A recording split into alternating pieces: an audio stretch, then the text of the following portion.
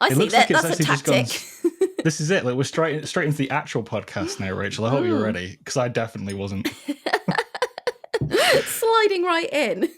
Exactly, yeah. Like this is not exactly what I intended, but this will do fine. Like it looks like we're both recording. I'm assuming I sound like I'm using a proper microphone and you're not hearing audio from Yeah, a closed laptop or anything like that, which has definitely happened to me before. So that's good. And I assume mine is the same, hopefully. yeah, Because if yeah, it you was cut, sound sometimes it awesome. comes out of these, and then it sounds like I'm a robot. So as long as I don't No, sound like a definitely robot, it should not. be fine. For those listening to the podcast, like Rachel is sounding great on her Blue Yeti. Like it sounds fantastic. It's good. I like it. And she's Excellent. definitely the only guest we've had on the podcast so far that came wearing headphones. So I genuinely feel like I should up my game to get on your level a little bit. Well, I But mean, it's when you have your own podcast, you know what it sounds like when you when you don't have headphones on. and on that note, for those people that are currently listening and thinking, I recognize that voice, we are speaking to Rachel Emma Waring today, host of the podcast, or until recently, host of the podcast. So Yeah. I think maybe we need to kind of like give people a little bit of insight into you and what you've been doing. Because obviously we met fairly recently at a conference that we were both speaking at. Rachel was speaking at length on the topic of Pinterest and advertising on longer form kind of methods. So you're not kind of on that hamster wheel that is Instagram anymore. But for the people listening at home that aren't familiar, could you give people a little bit of a history? Like, where did you come from? Like, where have you started your career? Where are you now? And we'll have a look at that together. Yeah, of course. Well, thank you so much for having me. It's so lovely to chat. Yeah, I feel like we have a very similar outlook from watching your talk at the conference that we were both at. I was like, I feel like we're creative kindred spirits, so it's lovely to have a little bit of a longer chat with you. But yeah, as you said, I'm Rachel.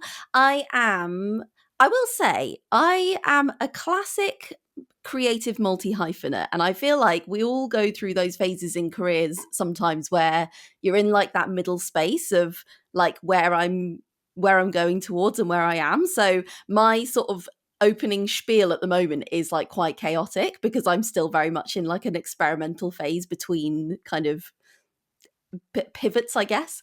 But in terms of where I came from, I originally trained in set and costume design for theatre. So I worked in theatre and film for a few years, went to drama school, did that whole creative career start.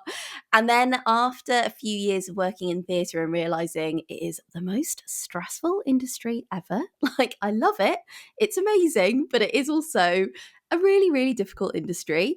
I started a wedding styling business. So I was doing that sort of on the side of like set and costume designing for a while. And then I was like, I'm running like 3 full-time jobs here. So one of them had to go. So I went full-time doing my wedding styling. I was also selling wedding stationery and like decor items, sort of like a la carte, I guess, off my website and from Etsy. So I was like a kind of hybrid, like product slash service based business. And I did that until the panny D, until 2020. That is the most And playful way I've ever heard the pandemic described. That's kind of not to it's like minimize you're going how to horrific. McDonald's, but yeah. Yeah. Not to minimize how awful that was. But yeah, until 2020, basically, I was doing that. And actually, I started consulting, and you mentioned the podcast. So it used to be called The Business Proposal. We rebranded it this year to RE the Podcast. That's with my pal Ellie. And I was already doing that on the side of my wedding styling. And it was like kind of my outlet to chat about business stuff, because I have always loved, even though I am very much a creative at heart, I also love strategy. And that's something that kind of stays the same throughout like my work in general, is like this blend of creativity and strategy. So that was like an itch that I really wanted to scratch, was like helping other small businesses. Like I just really love the business stuff. Like I'm actually quite a nerd for all of that stuff.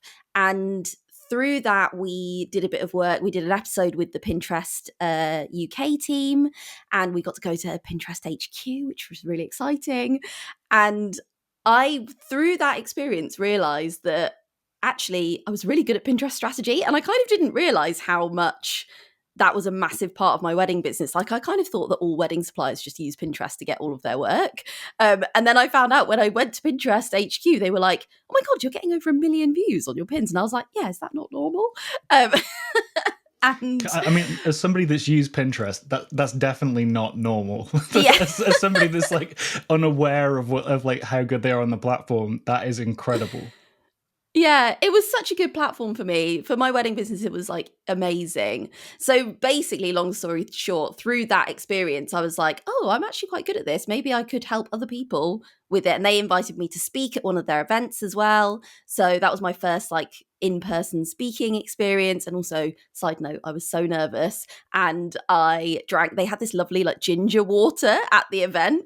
And I drank so much of this ginger water that I dried like my vocal cords to the point of like no return. And I was honestly like doing this talk like the driest Like mouth Tom ever. Waits talking to you about Pinterest for a little while. It was wild. But yeah, through that I started consulting, and then as I said, pandemic hit and lost like lots of our fellow wedding pals, lost all my weddings overnight, and I was like, right, well, I've got this side hustle at the time that was a side hustle. I was like, at least I have that to focus on. I was really, really lucky that I had that to focus on. And I always thought I'd go back to weddings, but then I actually was like, I'm really good at this and I really love this. And actually, I'm finding so much more joy in this than I was in weddings. And I didn't even realize that would be the case. So I did my final postponements and I just never went back because I was like, do you know what? I really love what I'm doing now. So yeah. And then since then, I've been helping people with business strategy, marketing, all things creative strategy. A lot of that has been Pinterest. But yeah, like I said, I'm on this wiggly journey and it's taking me to sort of different places now, I think, but definitely still creative strategy. And honestly, in terms of wiggly journeys and lots of color and like the brand that you've built for yourself is really playful and vibrant. And for anybody that's not already seen it, it's rachelemmawaring.com. You should go. If you're driving, wait until you've pulled over. If not, get on your phone. Good idea. Have a look at it right now. Optimized for mobile as well. I noticed it looked really good on my mobile phone. Like definitely. Oh, really very good. Well, yeah. I will shout out my lovely pal Isa, Studio Koya. She did my website for me. Yeah, I had nothing to do with that, but I'm very glad that it works. Turns out building a creative team is important and you're very good at it. So I like that a lot. But yeah, like, no, we commented at the time, like we've been chatting back and forth since we first spoke together at Snap Photography Festival about how much we both love kind of creative pep talk. There's a podcast and a few other bits and pieces.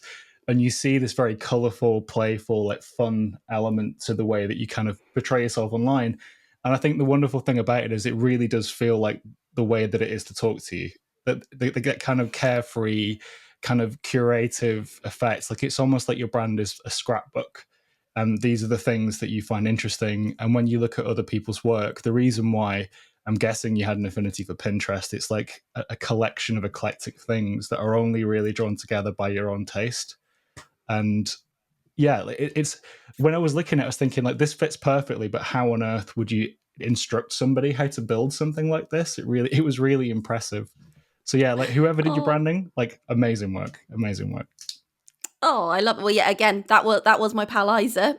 Like she did a really, really good job on it. But thank you. That's so kind. And also, I've never heard anyone explain that back to me in that way. And it does make so much sense how, yeah, that's like such a that really resonates with me, how you just described that. So thank you. I think sometimes it's hard we're always told to niche, and I do very much think that niching is helpful, and it is something that I am very much in process at the moment of like refining my message and still keeping some of that vibe.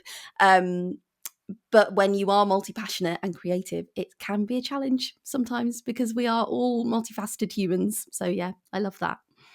I think that's really worth exploring a little bit more, to be honest, because this is one thing that we're kind of common in. Like I started out as a wedding photographer like 12 years ago, kind of gradually progressed into commercial photography, and I'm also consulting now as a huge part of my business. And what I've been finding is that change is not something that comes easily.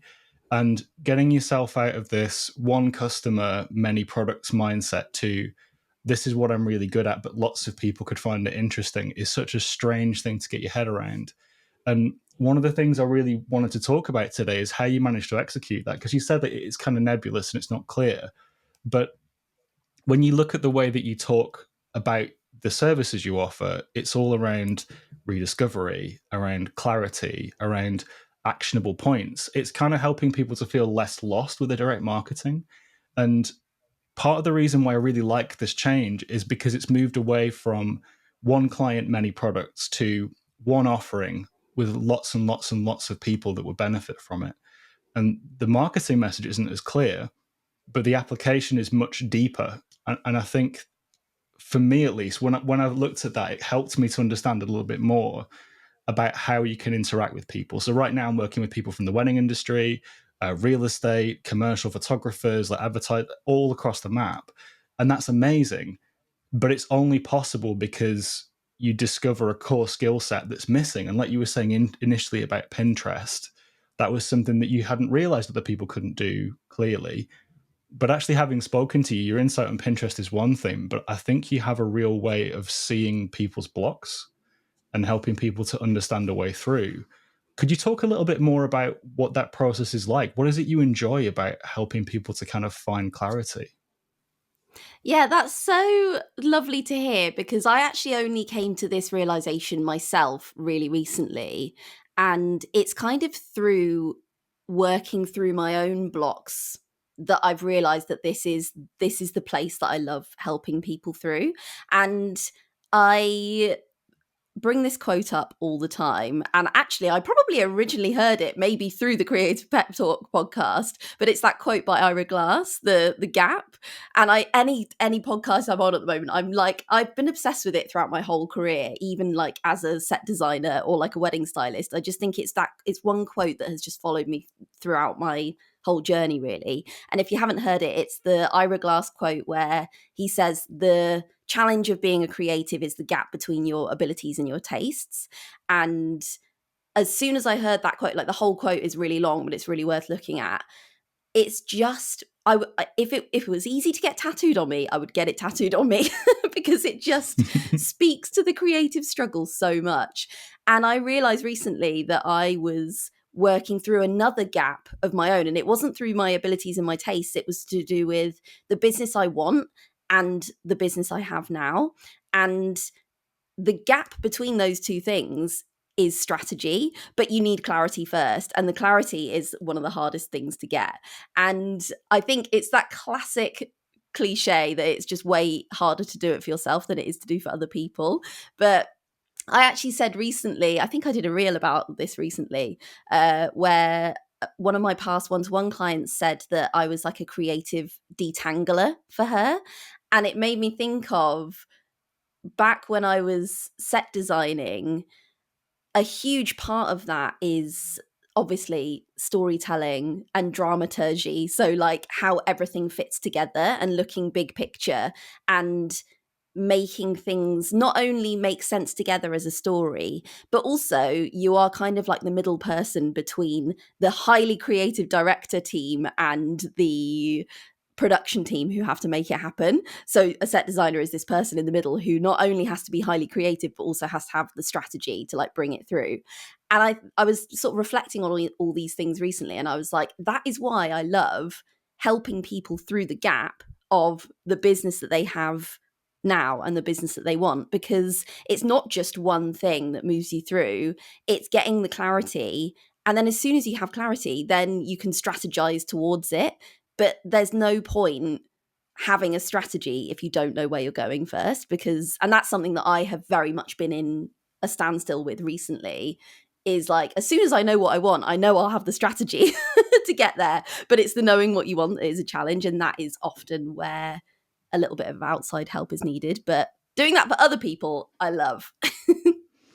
And this is what we were saying before, that you mentioned at the beginning of the podcast when I was talking about your site and the way that you appear from the outside, that you'd not heard somebody say it that way.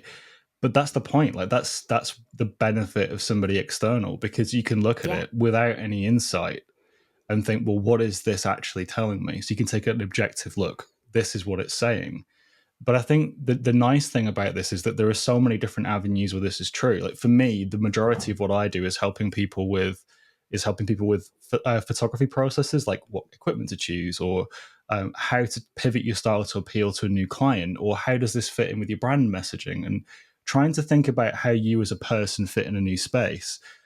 But if you asked me how I could do that in terms of marketing, I don't have that expertise because, frankly, as much as I know brand positioning and messaging, I am not fully aware of exactly what every social media platform would need. So if I was to try and say develop a Pinterest strategy, it would be ineffective because I don't know the platform. And I think one of the lovely things about having this kind of very, it's almost like you're doing the externally focused things. You're helping somebody to have inner clarity so they can speak to somebody new in a very precise way. And it doesn't have to be clean and tidy. Like you said, your own brand messaging is kind of messy and it's kind of playful and joyful. And it's more of a kind of an exploration than something that's like a corporate messaging structure. But I just think that you do such a good job of translating like brand principles into something that somebody externally can easily understand in the written word and in the way people present themselves online. Like it really is impressive. Thank you. That's so kind. Yeah, I do think that it's funny, isn't it? When there are certain skills that you have, I feel like everyone has skills that they want and that they work really, really hard to build. And then there's some skills that we just kind of naturally have that you can develop more. And for me, recently, I have really realized that actually an innate, that sort of explaining things and breaking things down in a way that makes sense, I think particularly for creatives, that is something that I think is, it's not accidental, but it is a like a natural ability that I think I have. And it's interesting because styling and design is something that I always loved so, so much. But I actually don't think it was as natural for me as this is. And I'm really learning that I was really trying to like fit myself into this box of having a creative practice. And I'm really learning now that actually this is my creative practice. And it's taken a long time for me to sort of let go of that identity of like what being a creative means. And actually for me the creativity is in exactly what you're saying, of taking subjects down like strategy, you know, like marketing, like the things that for some reason just fit in my brain and making them fit in other people's brain. I'm realizing that's actually my creative practice rather than, you know, like making things out of paper, which I always thought it was. So yeah, it's just an interesting journey of self-discovery, isn't it? Business ownership. True. And actually, just the way that the career has changed, because obviously from my point of view, like when I first started looking at your work, it was actually when you spoke to Igor and Sam on the Another Idea podcast, like way back. It was my Yeah. first like exposure to you. And at the time, your business looked substantially different because it was almost entirely built around a platform first. And Yeah. I can kind of relate. Like when I first started offering consulting services, it was for Lightroom specifically because I didn't feel like there was very much high quality education out there. There was a lot of misinformation. So it's like, well, this is what people need. Let's teach that. And then you realize over time that actually the majority of people you speak to, the education is the last part of the equation. Like you can help somebody to kind of come up with like the correct shadow tone for an image, or you can help them to kind of brighten something in an appropriate way to control contrast. But none of that matters if they don't know who they're trying to appeal to or what they're trying to say. And I feel like, as you were saying before, it's not so much that the thing you were doing before wasn't satisfying or that it wasn't interesting. It's just that the more you get into the kind of truth behind all these things, you try and find the thing that you really care about.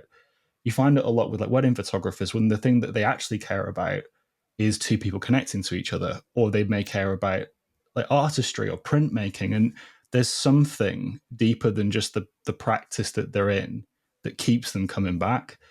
And I kind of feel a little bit privileged, honestly, to kind of have been able to watch while you were making a transition like that, because you don't very often see somebody making these big, brave leaps, one outside of an industry that felt comfortable, then outside of a platform and a teaching methodology that felt comfortable.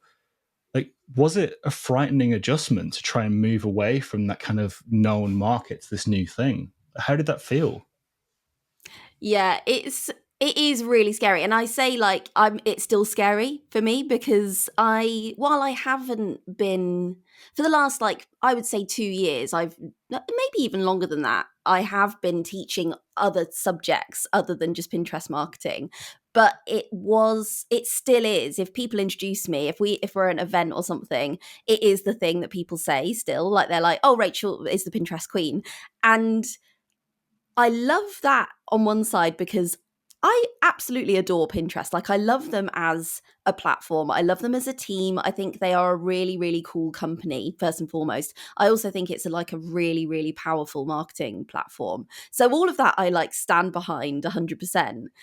However, I always knew that it's not for me good business sense to hitch my wagon to one platform. I would never recommend it for anyone else. I didn't want it for myself because while I absolutely adore them, we don't know what's going to happen. I can't attach my whole business model to someone else's business model. And as previously discussed, I'm a very creative person, multifaceted, multi hyphenate. I love talking about a lot of things. So it was never going to be my journey to be one niche, but it kind of accidentally happened that way, I guess, because people resonated with what I was saying about Pinterest. And, I have these big launches around my Pinterest course, which attract a lot of visibility. So, on one hand, it's like so great that that's happened. And because of that, it does feel very, very scary. In fact, I was literally talking about this with my coach this morning that I feel like I have this audience that a lot of them want one thing from me because it's very easy to, when you follow people or you become part of their community in some way. And I think this as well when I follow other people. If you follow someone for specific advice on something, you kind of just want them to talk about that thing, really. Like you expect something from them and you kind of want them to just like deliver that thing because you've got lots of other people in your world who deliver other stuff. So it's really scary for me to know that I have this willing audience there who like if I made a whole offer ecosystem just about Pinterest, I think I would probably honestly be making more money because it's a lot easier to, well, maybe not, who knows, but it often is easier in some ways to be one message. And right now I'm very much transitioning to speaking about topics like launch marketing, for example. And I'm talking to a lot more service based businesses than I ever was before. And that side of my audience is a lot smaller. So it is quite scary because you're like, I know I've got this like ready and willing audience there are certain offers that I could do that I know they would really love. And it's like the people pleasing is really hard as well because I'm like, I don't want to abandon those people, but I also want to talk to this audience. It's really scary, basically, an answer to your question. And I'm still in it. I'm in like the trusting it and going for it phase and experimenting. And I think doing that in public is very important for me because I'm not very good at like making it look like I've got it all figured out when I don't. So I just don't bother trying to do that. I But mean, yeah, it's scary. honestly and truly, like when you say it's scary, like I was listening to you talk and thought, no, what you're doing is fighting for creative freedom. You're Yeah. trying to find patrons that want the art that you want to produce, that need the thing that you want to make. Because I keep thinking about this, because in my own business, my coach tells me that I am a bottleneck. And she's right, because I love what I do. And I really, really, really want to continue to be a bottleneck in my business. And if that's going to be the case, if I'm going to get involved in a project, it can't be something that makes my soul shrivel. So if you're going to ask me like how to produce reels for Instagram, we can talk forever because I love video and I love hearing from people. If you're asking me what will be successful in a social platform, I am the wrong person because exactly the same thing. If you're talking to me about the artwork, the content, the way that something looks and feels, the emotion that you put into something, I'm ready and I'm here for it. Whereas the second it comes to strategy and planning on how it's going to be received by somebody else on that platform in terms of reach, not about it. I'm here for the emotions. I'm here to talk to you about how somebody will feel when you make changes to your work. And all I can say is that you were talking then and talking about, I've got an established audience, I'd make more money. But then I kept thinking, but how many hours are you spending doing the thing that you've already done, that you don't want to do anymore, and that isn't lighting you up? And then those people aren't going to be getting your best. And then all of a sudden, it kind of changes that fear a little bit. So it's I'm tripping over my words here, but for me, when I feel that, it almost feels like the scary part is being stuck doing the thing that you don't want to do. Yeah, So it's that's kind very of pick your wise. fear. Yeah. Totally. And yeah, I there's nothing I despise more than feeling stagnant. And I think that sums it up. Is it really, and I think the longer you hold on to things and the longer you don't commit to moving forward in the sort of with the goal of creative freedom, it is the opposite of that, is like stagnation, isn't it? And it is, yeah, yeah, you've summed it up perfectly. I really enjoyed this when we met in person as well, because it did kind of feel, after you'd talked, we kind of sat and we had lunch. There was four of us sat at a table. We were the four people with the nerdy talks. So like Yeah. we had like a very practical, like, here's how this works kind of section. It was nice just hearing the transition move, because if you think about it on paper, like designing wedding stationery for a lot of people is a dream job. Like Yeah. it's the thing that they would aspire to. And there's this element of making room as well for people, because I keep thinking about this. If you're doing that job and not loving it, and somebody hires you for it, you could probably still execute really well, but there may be somebody absolutely desperate to do the work that you hate. And by moving away, you're giving them an opportunity to do the same thing that you are and move into like a more desired state for their life and their work. And there's kind of like a generous act in deciding not to take something on and being careful about where you put attention. Like, after this conversation, I know for a fact that I've got two past clients that I'm going to be talking to and saying, like, hang on a second, I need to introduce you, because they need what you're doing. And I think more and more, when I see people that specialize on a broad base, that can be so true, because that they're people that do appreciate kind of a more messy approach to things and not needing to be pristine and learning in public, and their brand isn't curated and super pristine and clean. So when I see your brand messaging and I see the services you offer, it tells me that that's the kind of person you're looking for.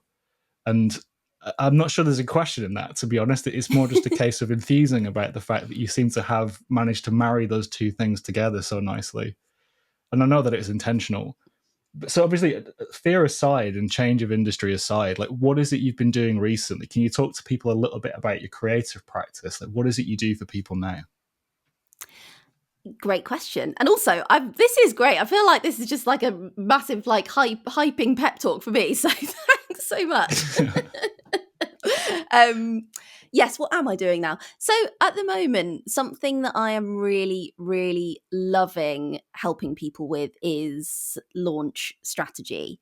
And it's something that I think what I was really noticing in my work before was, for me, it's really important to help people with things that I am really embodying in my own business.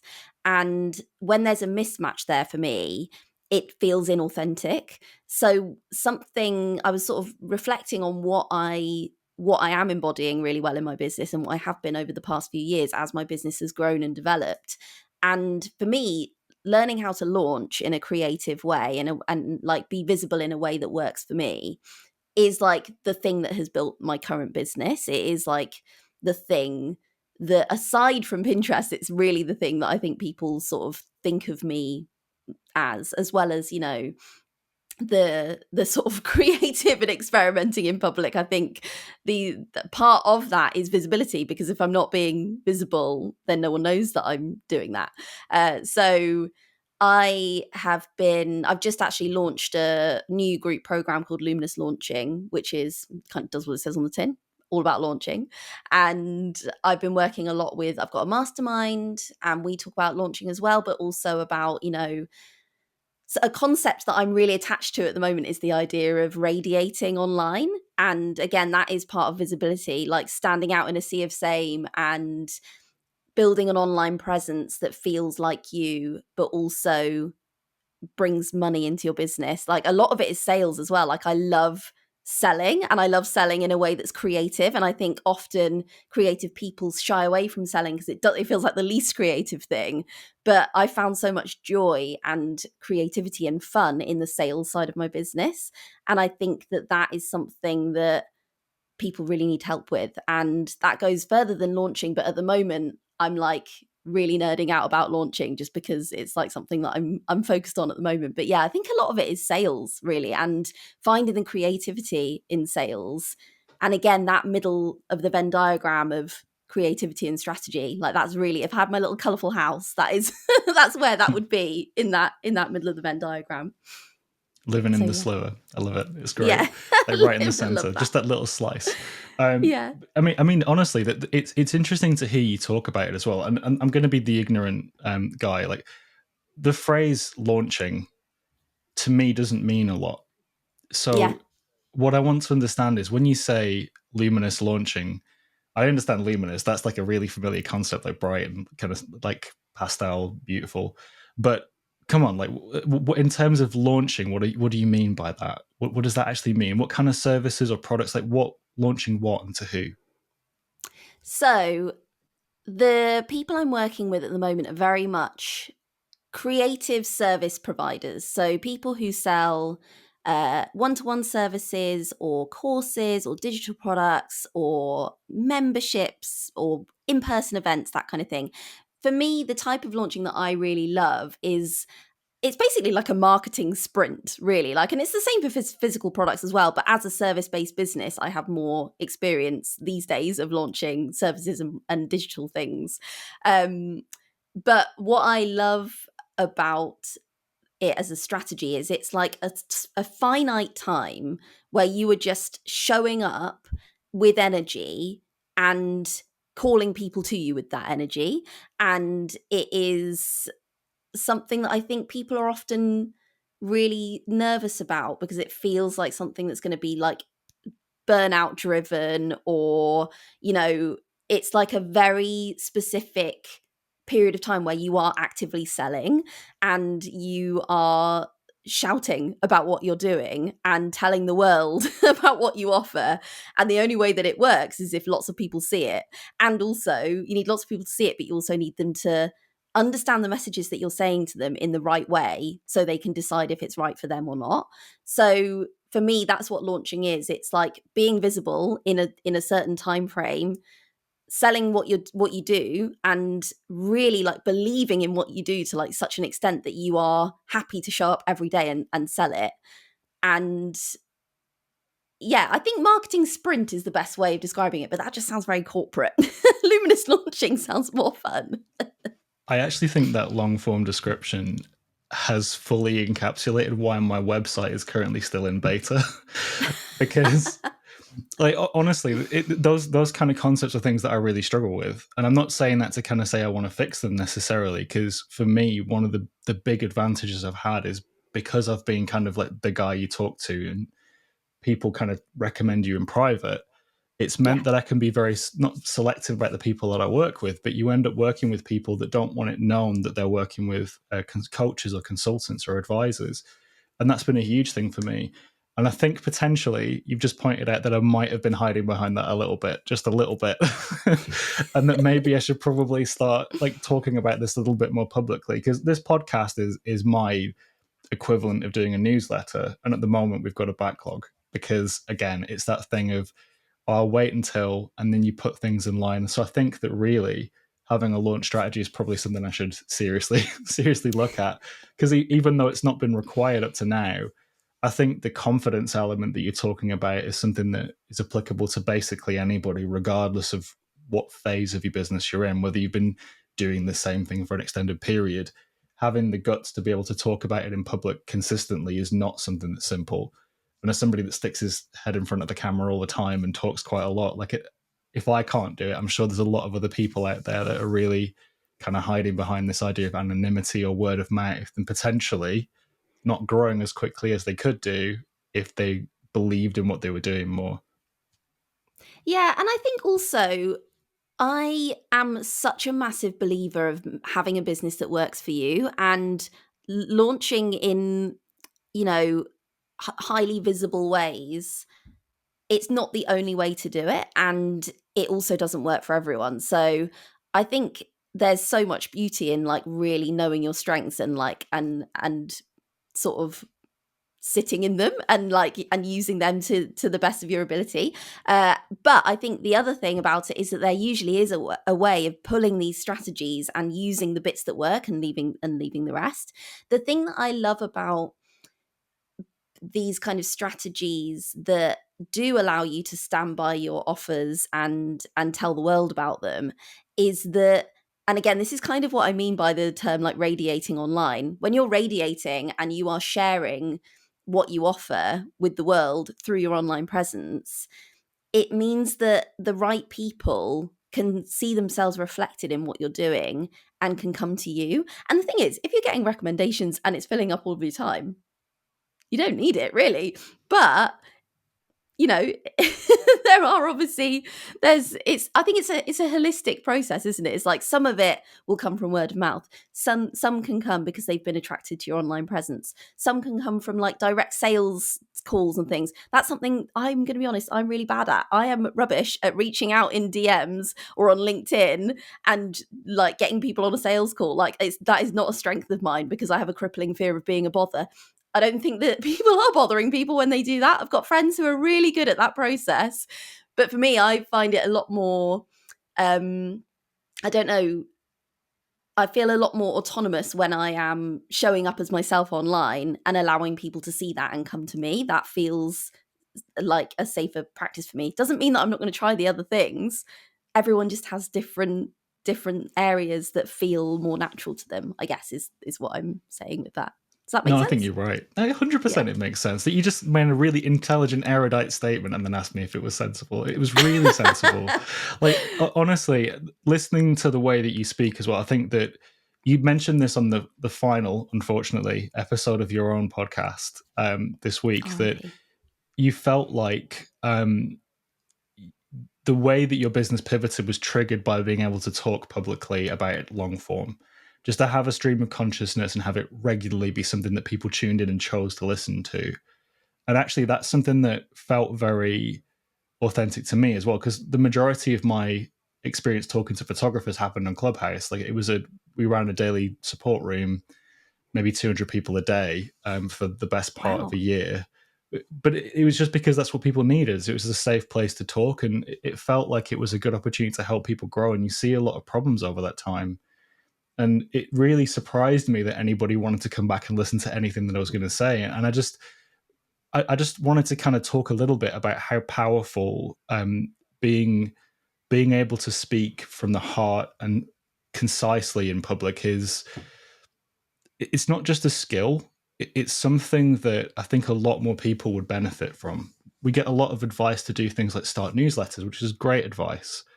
But if you're anything like me, which is like very neurospicy and not very good at writing things down, the nearest thing I could possibly do to regularly sharing my thoughts would be to speak to people, like putting my face on camera and having you listen to me ramble around a topic for 5 to 10 minutes rather than just saying 5 really insightful words, because that's how my brain works. And I think for so many people in this creative industry, that's true too. So I just wanted to say that not only did I listen to that and hear it very loudly, it's something that really felt it felt very relatable to me. I just wondered if you could talk a little bit more about the way that being able to share your opinion has changed how people perceive you. Because obviously from the inside, it feels one way. But I think for anybody looking to kind of understand the value of speaking in public and radiating, as you put it, where's the value for you? What did you see? That's such a good question. And also, I so relate, as you know, to the verbal processing and like writing things down is not my Yep. forte. And I think this is probably why I think when we met at Snap, I can just tell how much our brains work in the same way, because also we have a similar blend of neurospicy. We do. And I think that there's like a very specific way of thinking that I think is when you see it resonated in someone else, you're like, oh, like just on the same wavelength. So I You're love the that. same kind of weird as me. Yeah, exactly. Like, well, this waffle makes sense to you. Yeah, And it so I really love did. that. Yeah. But yeah, I definitely think it's funny because I think there is I had a real fear of I think showing up in that sort of talking through it in my own gap, I guess, like showing up in that and putting across a it felt like putting out into the world that I don't know what I'm doing. And I really had to get over that, because it's like, often when you are a service-based business, a lot of the time you are doing the service, you have to go through your own transformation that you help other people with often. But sometimes we feel this real like weird vibe around that, because it feels like we're putting across this thing that we don't know what we're doing. So I had to get over that. But I really, there's so much value in just really leaning into the struggles that you're having, the way you're working through it, and also leaning into the things that you're really good at and sharing that as well. Like, something that I've noticed, a shift that I've noticed in the last couple of years, is the way I used to show up. And I think this was part of me really trying to hang on to creativity like I thought creativity should look. And I see this with lots of the creatives I work with as well. I think there's this trope of you're either creative or you're strategic, or you're either creative or you're academic, or, you know, there's these sort of like weird tropes that follow us around. And I think I was buying into that, because I think I put across this energy of like, I'm just bumbling along and I'm just, you know, I'm creative and I'm scatty and la la la. And it's not that those things aren't necessarily true sometimes, but I'm also like, I'm smart and I'm strategic. And I think I'm really trying to let that side of myself out more now, because I think it's when you're not bringing, or like, it's not about bringing every single part of your personality and every single part of your life, because, you know, we don't need to be putting everything online. But I do think when you bring out the multifacets of yourself, again, it just speaks to the people who are right for you and it brings them to you, rather than when you hide some of that away, it has the opposite effect, you know? So yeah, I think there's so much power in just showing up as you are and where you're at, because it speaks to the people who are in the same place. I think that's really true, and it helps people to kind of find common ground as well. And I don't think that anybody is a perfect and complete individual, and there's nobody in this world can just like wake up one morning and think, yeah, I'm done, I'm finished, I'm a complete article now, and it's all over. And I think watching people share the struggle of learning something new is really important. And frankly, it's about finding somebody with different challenges to you or different insight to you, and kind of covering over your own weakness. Like, one of the things I talk about a lot when I'm coaching, it's largely it's accepting the things that you're incredible at and forgetting the things you're not good at completely. Because frankly, there is somebody else that can do that job that will do it better than you.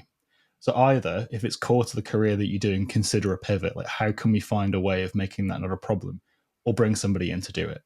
And this, for me, has ended up being the position I've been in for other people. Some creatives don't understand how to articulate the way that they work.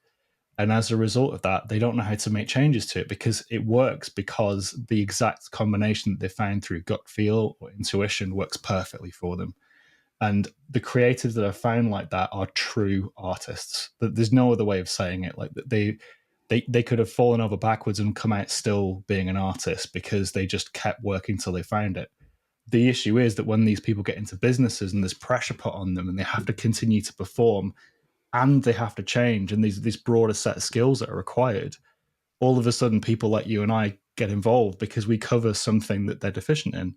And that's not to say they're not great. If you've got 10 spoons in a day, spend all 10 of them on the thing that you're good at.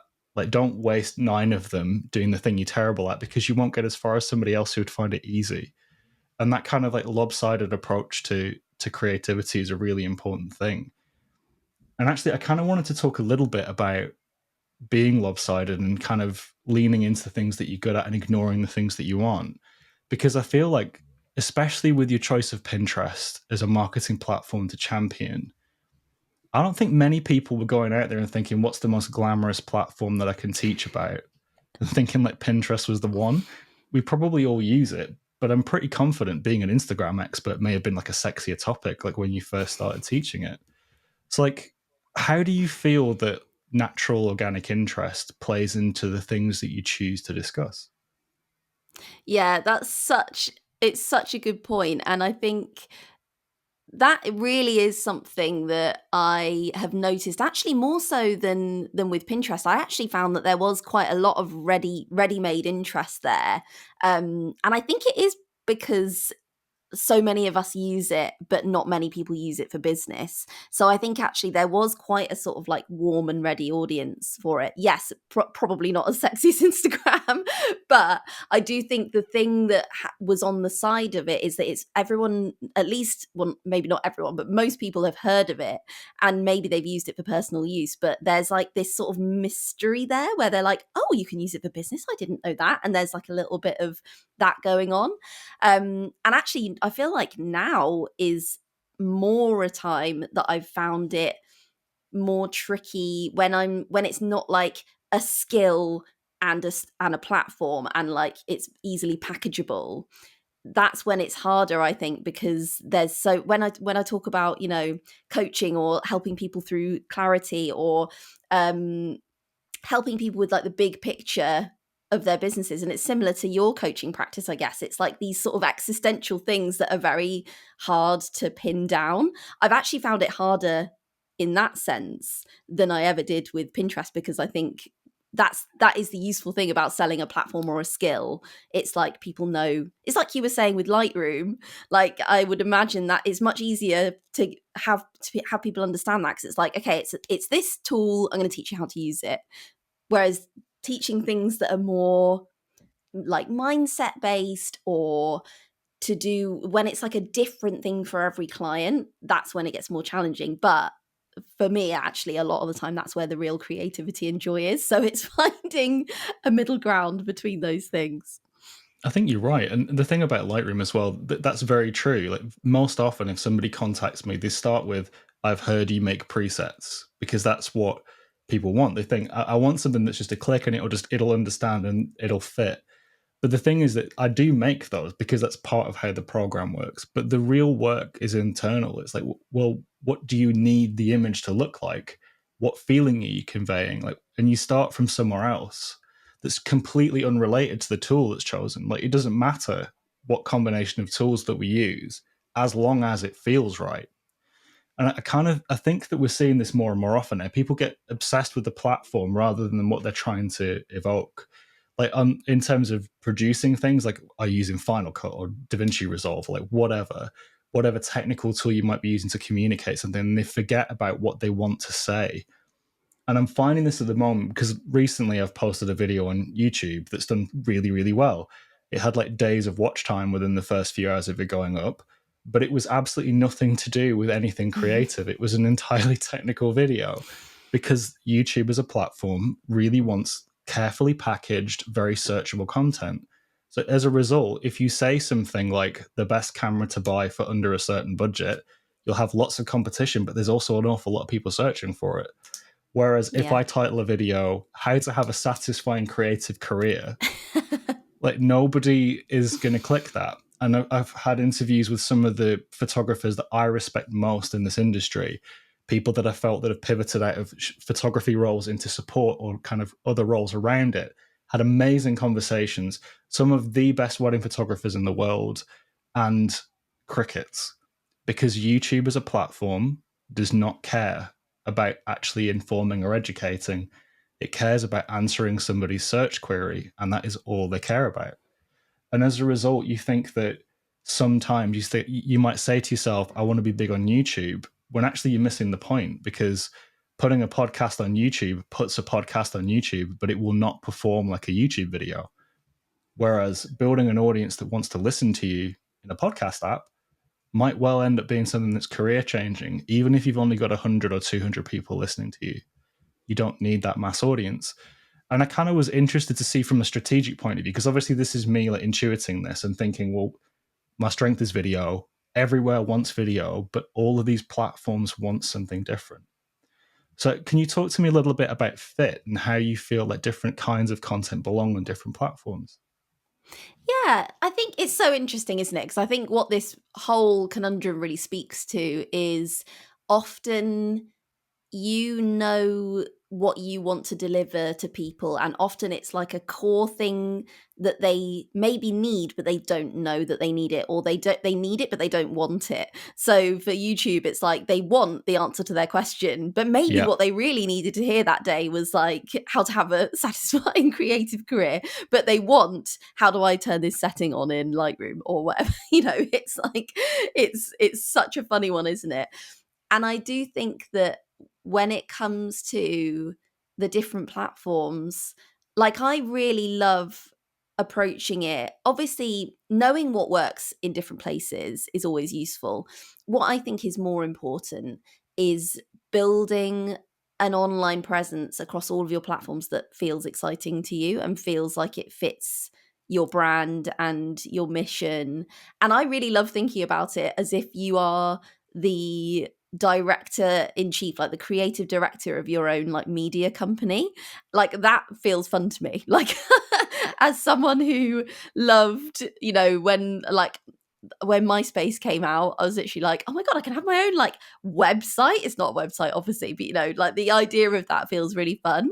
Uh, but whether it's your own media company or magazine, or when you think about it like that, I just think there's so much fun in that. There's so much play there.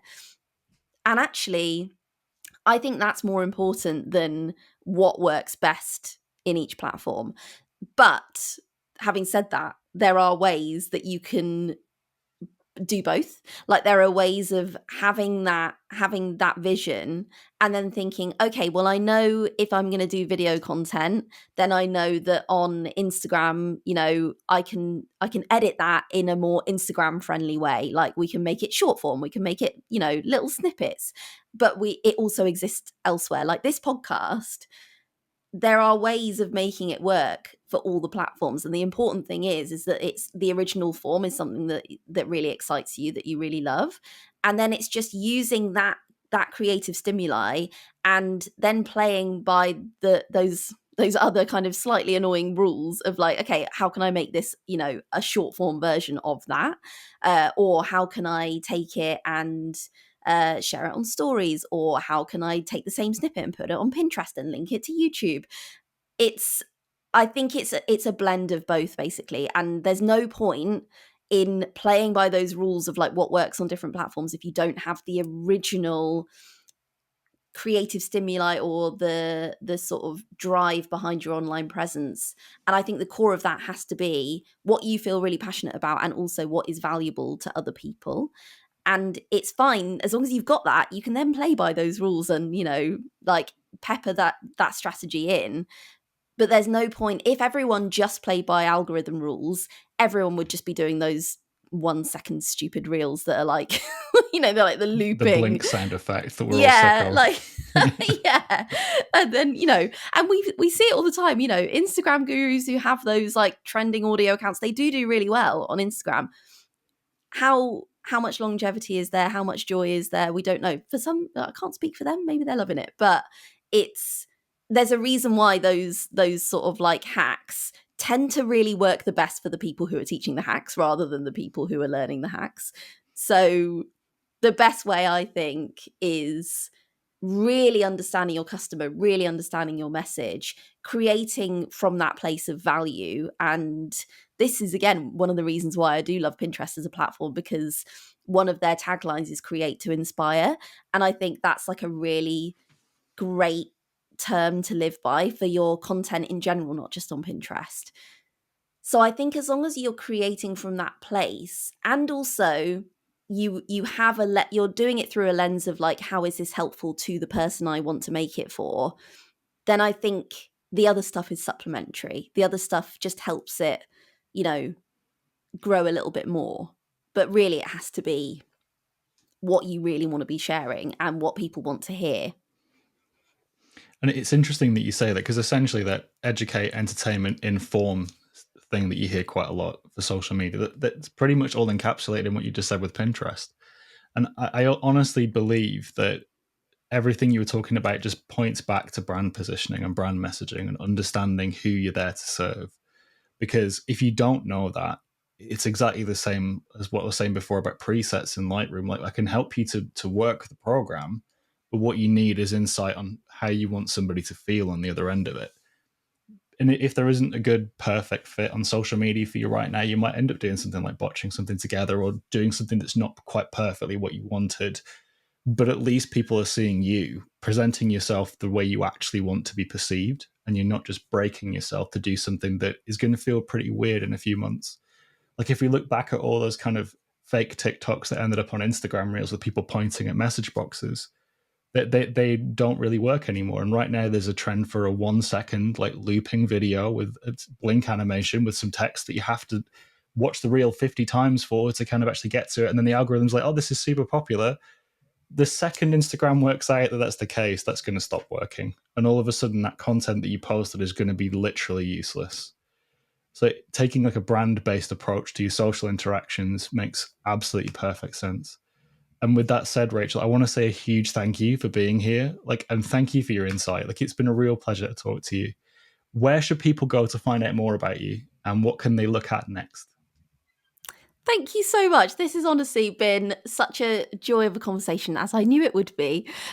So I am Rachel Emma Waring, basically everywhere. So rachelemmawaring.com.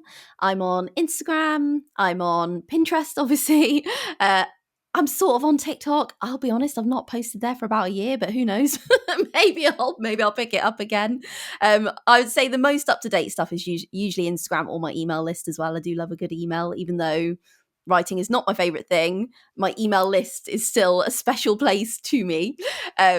So yeah, that's that. What am I up to next? I am about to be doing a new round of my mastermind in the next couple of months. I will probably be doing another round of my Luminous launching program, but also generally just working my way through my own gap and sharing the process as I go. And we're here for it. I can't wait to see what you do next, Rachel. Thank you so much for being here. Thank you. Thank you. This was so lovely.